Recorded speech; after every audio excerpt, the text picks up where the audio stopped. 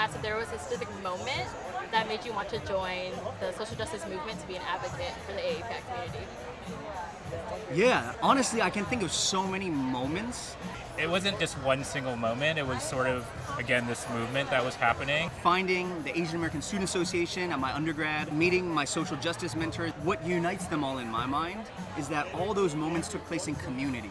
I felt like part of the community and galvanized by the community. I feel like in 2020 was a pivotal year for many of us for many reasons. I think it really was during COVID and seeing all the Asian hate stuff. I had been wanting it for years. I personally experienced a lot of racism or discrimination. Even though I'm U.S. born and American born, I have the face of an immigrant. In high school and college, really got interested in student council and student government. Well, I was at UCLA, and then the National Guard came into the campus. And so instead of going to medical school, I applied to the law school. I remember being in college. It was the first time I had heard about Stuart Quo and Julie Su. I had never met an Asian American attorney before and never heard of an Asian American civil rights lawyer. One of the founders, Stuart Quo, and I went to law school. I was in the library studying, and he said, "That's not where you're going to find justice. Come with me." And we went to the community. We started a community clinic. That was the basis on which Advancing Justice, or APAL, was founded.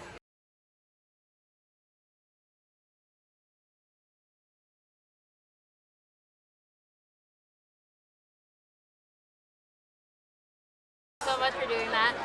So since today is celebrating the 40th anniversary of AJ SoCal, and that means like 40 years of being an advocate and helping those that are under marginalized communities, I wanted to know if there was a certain moment that happened in your life that made you want to join the social justice movement to become an advocate for those in the API community. I think it really was during COVID and seeing all the Asian hate stuff. I was away from this country for 20 years in Hong Kong, so I didn't really even have to think about race or racism because I was in a place that didn't have that, right? And so coming back here was kind of a shock. Coming back in Trump-era America, it was a big shock. And I realized, you can't just sit back and take that stuff anymore. You got to be, I don't want to call myself an activist because I'm not. I advocate for our community, And so in a position like mine, it's important for people like me to speak up for our community because we are a community that tends to not speak up for ourselves, right? And so we have to lead by example and go, hey, we can't do that anymore.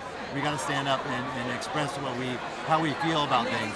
And so I think it was that moment when I saw Visha Ratanapati get killed in San Francisco. That was my backyard, man. I grew up in the Bay Area. And to see these kind of violent crimes enacted upon members of our community, especially the elderly, was enraging. And so it was just an emotional response. It was not political. I didn't even know what progressive justice meant at that time. I just wanted to respond to something that I thought was incredibly horrible to see on social media and on TV. And so I wanted to do something about it. And the fact that the media wasn't talking about it made me even more angry, right? So my whole point was to just come out and help get that message out there. So the next little fun question, I guess, because I'm sure you have serious questions all the time. Sure. For the rest of your life, if you had to choose, would you choose rice or noodles? Oh man, noodles. I'm not a rice guy. When I was a little kid, I got in trouble for dumping the bowl of rice in the plants in our house. And I would be really smart. When I'd wash the dishes, I'd go and throw it away. But one night I forgot, and my dad found the dried up rice sitting in a plant somewhere. So I'm totally a noodle guy.